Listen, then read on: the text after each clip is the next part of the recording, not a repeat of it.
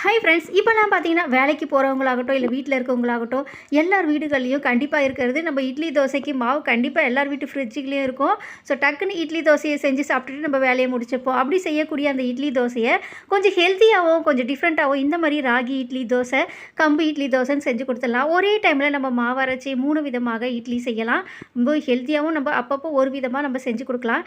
இதனுடைய அளவுகளை உங்களுக்கு தெரிஞ்சுக்கணுன்னா ஃபுல் வீடியோவும் அப்லோட் பண்ணியிருக்கேன். தேவைப்பட்டால் செக் பண்ணி பார்த்துக்கோங்க. இப்போ நம்ம 3 விதமாக மாவு அரைச்சி ஸ்டோர் பண்ணி வச்சுட்டோம்.